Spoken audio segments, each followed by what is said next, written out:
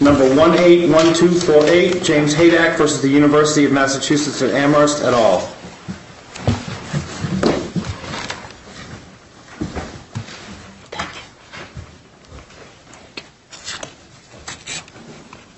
Thanks.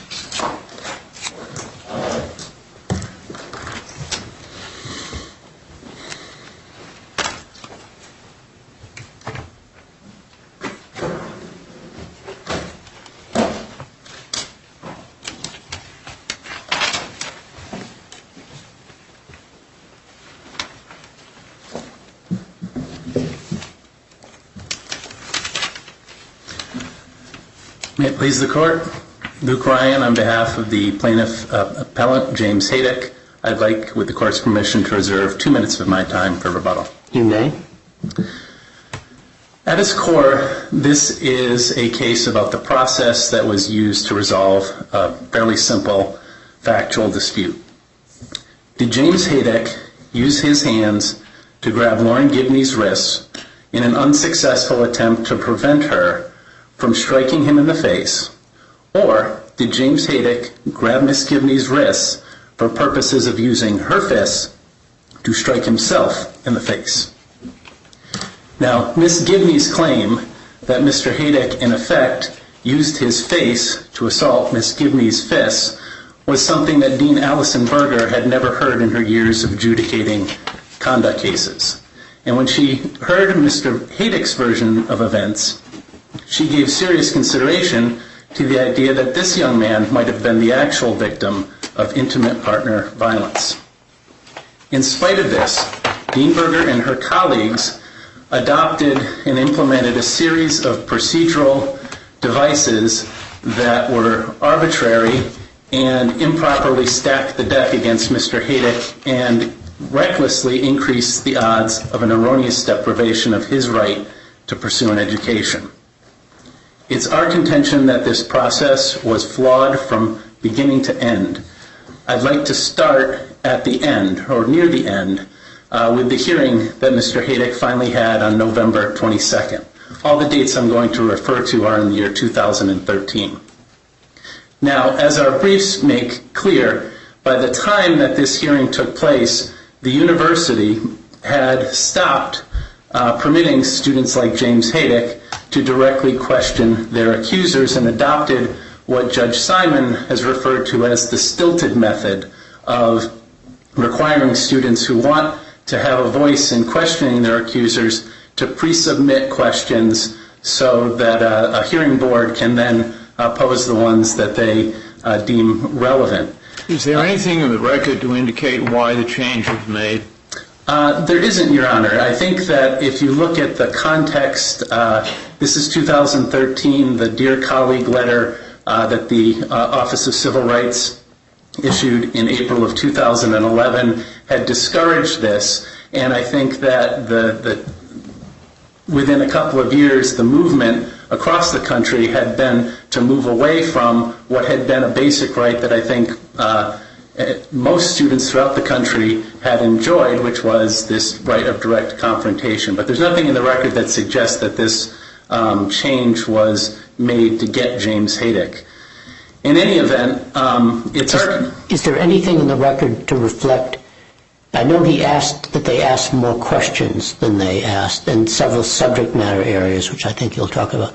But is there anything in the record to indicate that he attempted to assert or requested to or objected to not being allowed to ask the questions himself?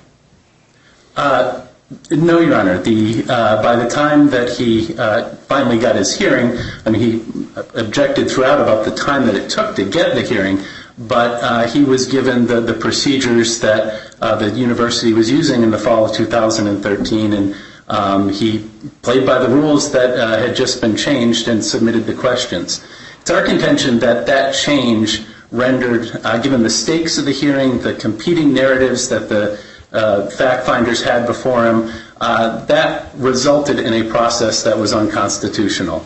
As the Sixth Circuit found in Doe v. Baum, when it's a classic he said, she said, either the accused student, him or herself, or the student's representative has to have the opportunity to test and probe the credibility of the complaining witness.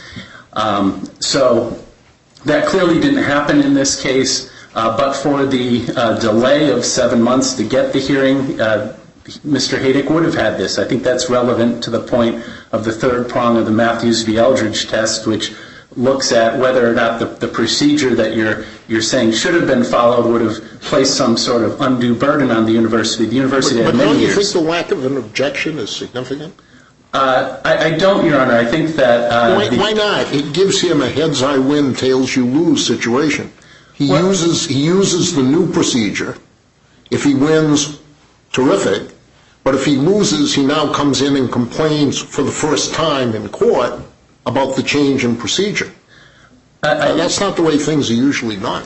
Right, but I think if Mr. Haidak had been an attorney, if he had, that's the way that we expect litigants to proceed. This is an undergraduate who I think to be called upon to raise procedural objections is asking a bit much. So I don't think that Mr. Haidak, by playing by the rules that the university changed in the middle of the process, forfeited the ability to come back and say, hey, wait a minute, this wasn't fair. So you want us to write an opinion that says that we can vacate a university disciplinary procedural hearing on procedural grounds, even though no complaint was ever made at the time about the procedures that the university employed?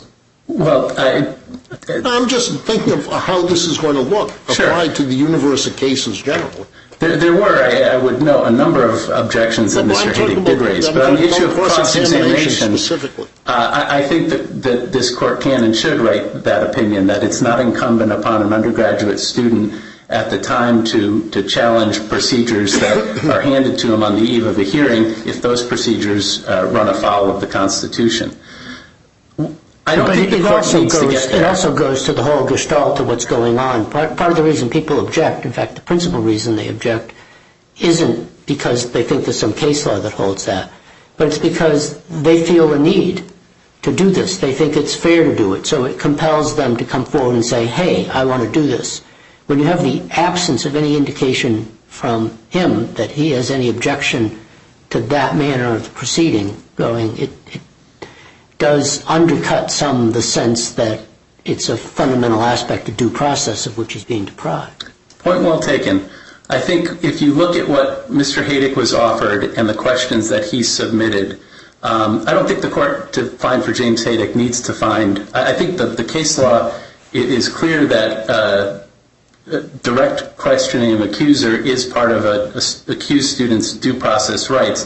But in this particular case, to give him relief, I don't think you have to find that. I think if you could find that this stilted method that was offered to him in the abstract could have been sufficient, but in his case, they had a procedural advisor who interjected herself as a kind of unofficial gatekeeper and pared down his list of questions from 36 to 16, and then of the remaining 16, the hearing board members asked very few.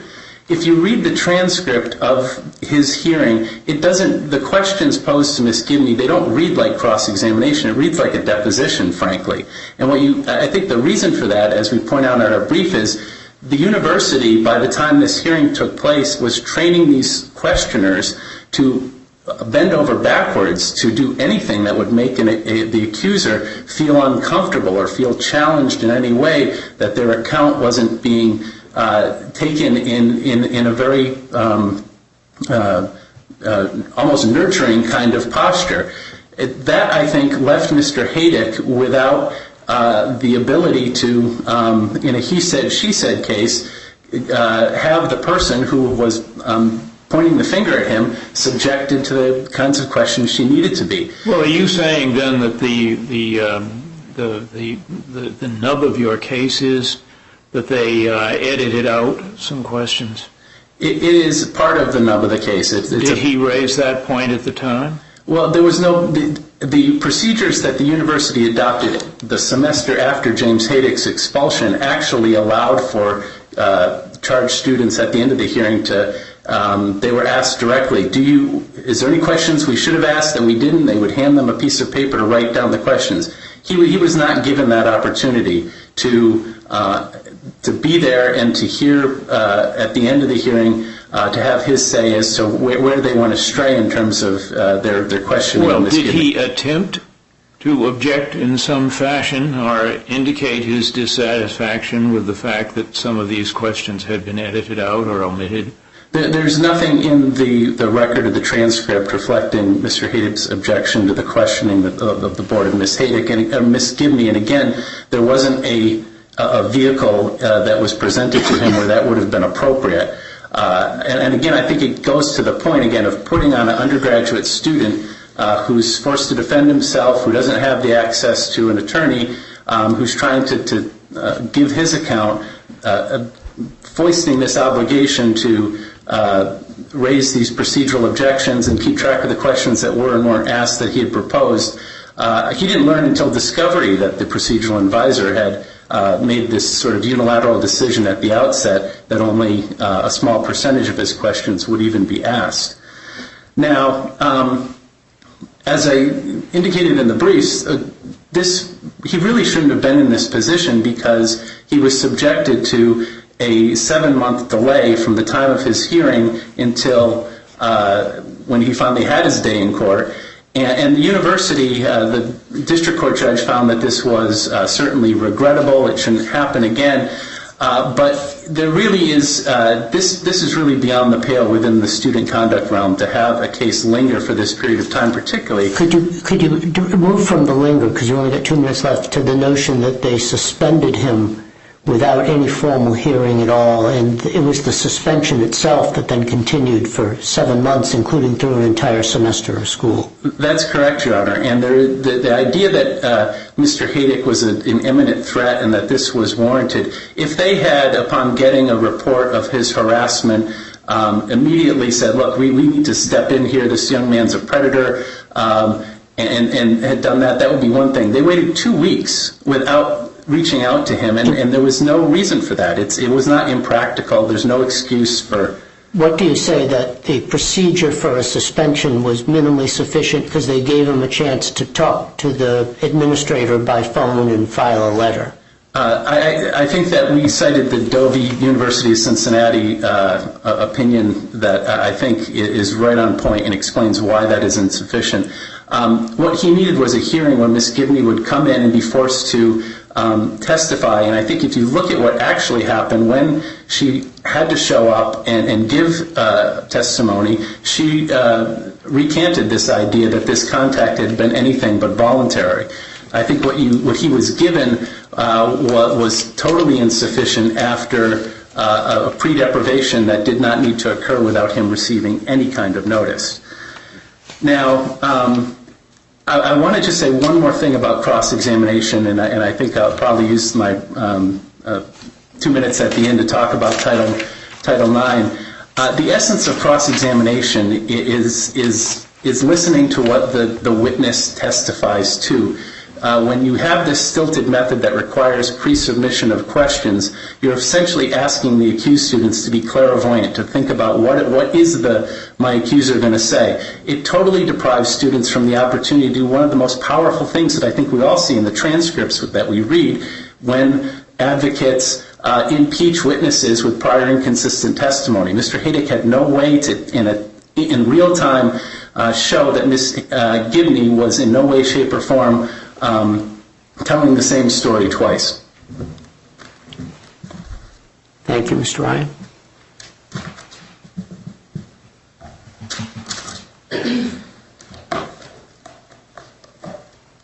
Good morning, Your Honors. My name is Denise Barton. I am with the Office of the General Counsel for the University of Massachusetts, and I represent the University of Massachusetts-Amherst and its 4 Dean of Students employees, Angu Galai, David Valancourt, Patricia Cardozo, and former employee Allison Berger. This case has 2 primary issues. Well, before you get to your 2 primary issues, can we start with a question Judge Kayada asked near the end of Mr. Ryan's presentation, and that which is troubling me, and that is the suspension of the plaintiff of Haidak and the process or lack of process that accompanied it. Certainly, Your Honor. Mr. Haidak had been issued 2 prior no-contact orders concerning reaching out to Ms. Gibney. He violated Order 1, he violated Order 2. He then when he violated Order 2, the university realized, like the court did in the Medlock versus Trustees of University of Indiana case, that this was in-your-face flagrant violation of the university's rules, and it issued an interim suspension after looking into it. It afforded Mr. Haidak, who was not in Amherst but was at his parents' home in Potomac, a hearing telephonically with the dean within 2 days. The interim suspension was issued on June 17th. The telephonic hearing took place on June 19th. Mr. Haidak was invited to explain and defend and provide his side of the story, as Gorman and Goss and Dixon have counseled us to do since the 1960s when it comes to affording due process in a disciplinary setting at a public university. Mr. Haidak took Dean Berger up on an invitation, and on July 5th provided a lengthy discussion as to why he felt that it was okay that he violated the no-contact order because the contact was consensual. In short, he admitted that he violated the no-contact order. Dean Berger reviewed that. She reviewed his letter, and on August 5th notified him that she would continue the interim suspension. I would like to point out... Let me drill into that. Sure. Assume here that the university learned in a hearing held in July or June, which one wasn't held, but it learned that she had falsely accused him, he had done nothing wrong to her, and she had welcomed all of the contacts, so that the no-contact order itself was premised on a false accusation, and that during the no-contact period, all contact was consensual. I find it hard to believe that the university would then have suspended the student for 7 months. Let me back up. The suspension, first of all, was June to November, so it's not 7 months. The original contact underlying the entire thing took place on April 16th. The university learned about it a day or two afterwards. So, all right, June to November. Several months, and unfortunately over the summer, which admittedly, and virtually most of a semester of school. And yes. Pretty serious sanction. He did. But ultimately the outcome was that he was found responsible. And it wasn't just on the violation of the no contact. Could you get to my question? Pardon me? Could you answer my question? Yes, Your Honor. I don't know what the university would have done because that is not what happened. And isn't that the problem? Is that neither he nor we nor you know what would have happened had there been an adversary hearing of some type in June or July where he could have presented and potentially convinced someone that he never assaulted her, she assaulted him, and all contacts were consensual? I think there's 2 different pieces to your question. One is on the violation of the no contact orders, and you're asking, would hypothetically the university have even proceeded with those charges had it been in possession, which it was not until September, of information that this was all consensual? I don't know the answer to that. But there is a second part to your question, which is if the hearing had occurred sooner, what about the assault piece? The assault piece was heard eventually, and he was found responsible for the assault piece. Photographs of the bruises on her biceps, photographs of the bruises on her wrist were submitted before the hearing board. The appendix contains a lengthy discussion of the evidence that was before the hearing board in November, from its appendix 1600 to 1636, and it explains very clearly the back and forth that was given, including the questions that Mr. Haidak wanted to ask. And I would point out, you asked some very interesting questions about, well, why didn't he object? And my brother attorney said because there was no provision for it. Well, even though Mr. Haidak was not under criminal process, which the university allows counsel to be present when there's contemporaneous criminal process going on, Mr. Ryan, his now counsel, was present during that hearing. In addition, he had a judicial advisor through the university named Stacy Levin, who was also very involved in the process.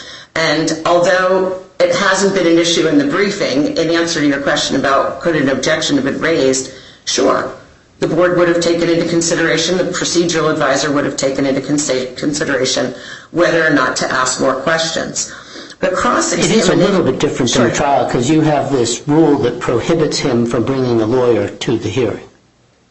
No, we don't. I thought you did. We have a rule that prohibits the lawyer from taking an active role in the hearing. So he can come as a potted plant, but not as a participant. Yes, and they were actually, since Mr. Haidak scheduled the hearing on a date when he had to work in Potomac, Mr. Haidak appeared remotely by video and was texting or Skyping or something to that effect with at least the judicial advisor. I'm not sure if he had that same interplay with Mr. Ryan during the hearing.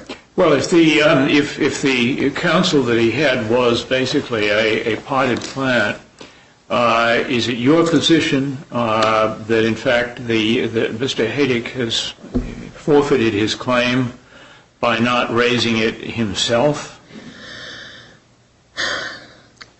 I hadn't thought about it that way, Your Honor. I had been thinking about this in a very different way, which is cross-examination has never been an essential requisite of due process in either the First Circuit or in any other jurisdiction, with the exception recently of the Sixth Circuit. If that is so, doesn't it behoove someone who wants to make a change in such long-standing procedure to say, I want you to make a change because this violates what your current procedure omits a critical element, and that omission amounts to a violation of due process. Doesn't it behoove him to raise it in some fashion? I think it does, Your Honor, and I think that's exactly what we're looking at with the Department of Education OCR right now.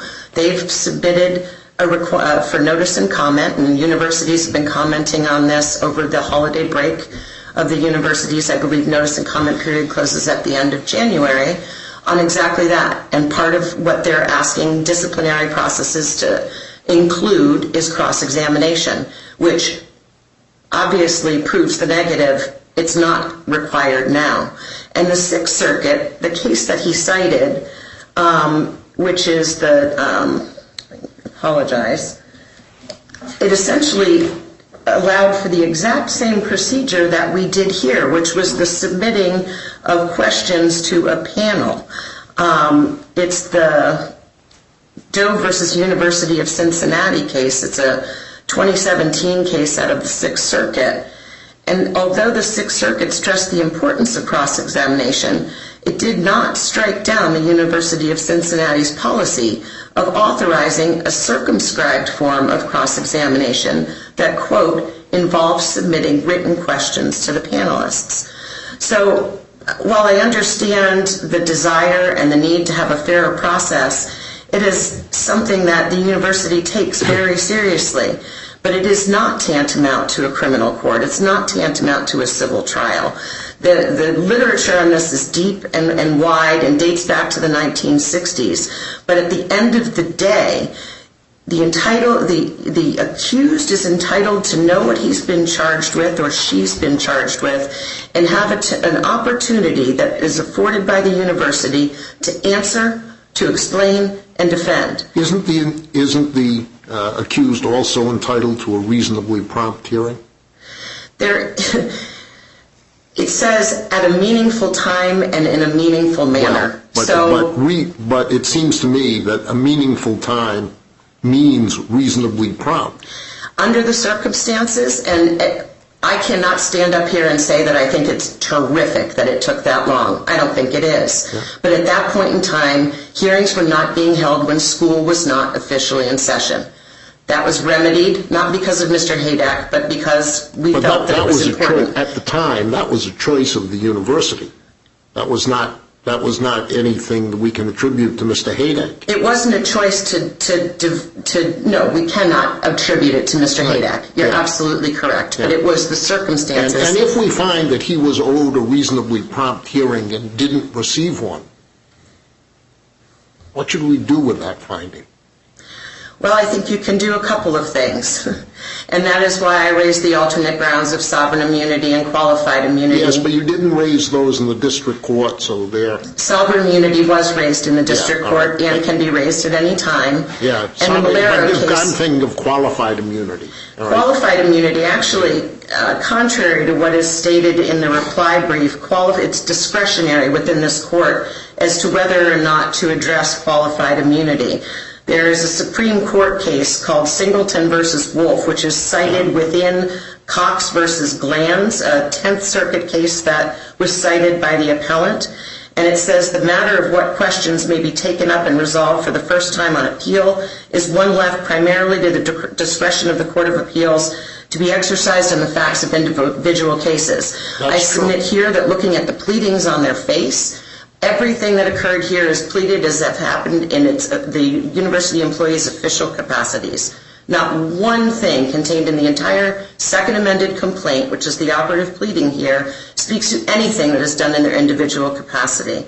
And while I recognize appellant's counsel's argument that this makes it somewhat challenging to reply to something for the first time on appeal, that's not the case. The court still has to determine whether something was constitutional.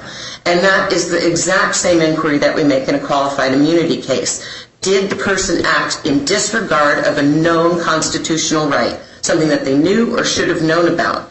And I submit here cross-examination, not a known constitutional right. While aspirational and while currently under consideration by the Department of Education, our case law, Goss, Gorman, What about Holmes. suspending someone for 5 months without any hearing, where the key thing hinges on credibility? He was suspended for violating the university's directive, not for the assault that ultimately was heard in November. Then you're talking about suspending 5.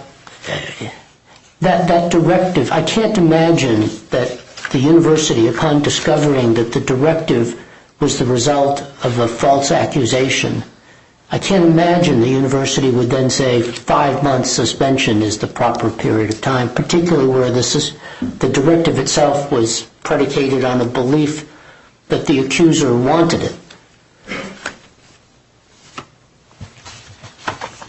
I don't think the accuser wanted all of it. And I think that becomes very clear in the later conversations in which the police had to get involved, in which he sent wanted the suspension. In other words, the suspension was predicated in some extent on hearing the story from the parents. And as the university itself learned, there turned out to be quite a few differences between what the parents understood the facts to be and what the accuser understood the facts to be. You're correct, Judge Kayada, but we're forced to deal with the facts that we're presented with and what we were... Well, you're at a hearing. That's why we have a hearing, so you have more facts. I agree with you concerning the interim suspension piece, but I cycle back to the fact that despite knowing, and the board was fully aware that these contacts were consensual, I invite you to read the hearing transcript from Appendix 1600 to 1636. She admits that they were consensual. Judge Ponzer assumed in his decision that all of the contacts were consensual.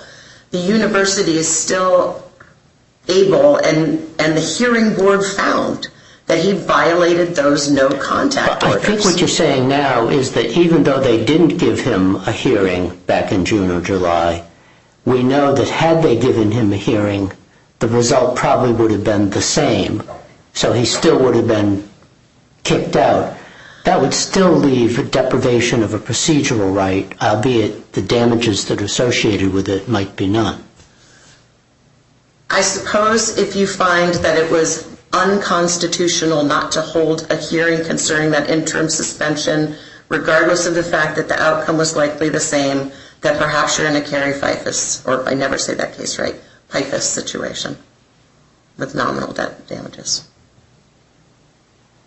which I don't concede, but recognize. Would you say, you haven't much time left, would you say something about the Title IX claim? Yes, Your Honor. And in particular address the question whether, based on the disparate impact evidence that was offered, should there not have been a trial to allow that to be explained, whether it be in the university's favor or against the university's favor? Yes, Your Honor, I understand your question, and no, I don't think there needed to be a trial. I think Title IX, no matter which formulation you use to analyze Title IX of the 4 formulations, including the 2 that are set forth in Yusuf, the Second Circuit case this court has followed, there's no particularized evidence of a material fact concerning gender bias against Mr. Haidak. Disparate impact, there's no private right of action for disparate impact. The Wesser v. Glenn case that I cited in my brief, as well as the United States Supreme Court case in Alexander v. Sandoval, by extension from Title VI, says there's no right predicated on simply a disparate impact. Nor is there a Title IX claim predicated on procedural failures. You have to show, with particularized admissible evidence, that Mr. Haidak was treated differently here because of his gender. And I submit that the experts' evidence, statistically insignificant. I know that they argue that we didn't give them everything they wanted, but we did, and we gave them exactly what we were ordered to do after 2 rounds of motions to compel in the federal court. They had evidence of, from 2010 to 2015, of university students who had been disciplined, accused of assault, the resultant discipline, and it was found that more males were expelled or disciplined severely than females. It was a very small statistical sample. The expert came to the conclusion that he could not even conclude from that there was bias in the colloquial sense. But if there had been an exposition looking behind the mere disparate impact evidence, and it was found that in fact there was the kind of intentional bias that Title IX would forbid, that would be a first step in proving that what had been true in other cases was probably true in this one. It may not have been sufficient, but it would have been competent evidence to that point. And why should that not have been allowed? I understand your question, and I think what you're asking is, should this have been allowed to progress through what's been sort of imported into Title IX, the McDonnell-Douglas framework? I hadn't thought of McDonnell-Douglas, but yeah. And that's sort of how I think about this, but I think he fails to make his prima facie showing. There's no causation piece here.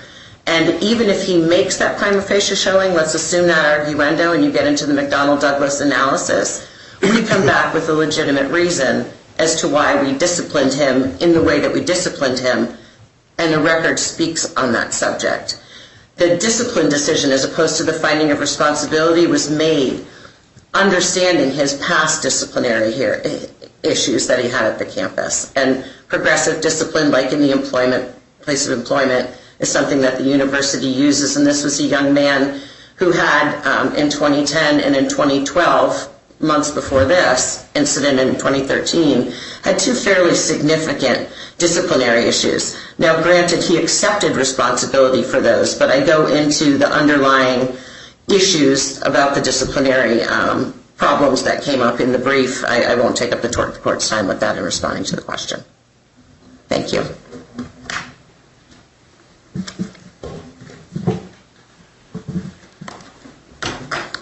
The district court found that Lauren Gibney was not a similarly situated person in comparison to James Haidak and what he faced in the disciplinary system. I think the court got it wrong. Lauren Gibney, like James Haidak, was colorably accused of an assault, and like James Haidak, she violated her own no-contact order hundreds of times. Lauren Gibney was not only not punished severely for either of these incidents, she never faced charges. And I think that as you look at a Title IX claim, that in and of itself, I think, was enough to get the case to a jury. If you were to engage in the thought experiment of switching the sex of these 2 parties, I think what you would be left with is a case that reeks of discriminatory animus. Mr. Haidak, if you had a female go to the dean of students and say, my ex-boyfriend, who's responsible for this black eye I got, hit me again, but he's a really good person. I don't want to see him suffer any consequences. And then 6 weeks later, after that boyfriend had been playing some mind games and had orchestrated that female student's suspension from the university for contacting him, and she said, at this point, I think I'd really like to have that hearing. And the dean of students said, well, you can have it once the case against you is resolved. I think that would have a flavor to it that a jury could find that there's discriminatory animus at play. Similarly, if the dean of students said, I know you have a transcript where your ex-boyfriend admitted in court both to lying and to previously slapping you in public in what he says was a playful way, but we're not going to let your fact finders on this critical issue of first aggressor countenance this evidence. Again, I think the court would be left thinking that there's something amiss here, and one of the possible explanations would be that there's a bias on the basis of the sex of the parties. Thank you, counsel. Thank you.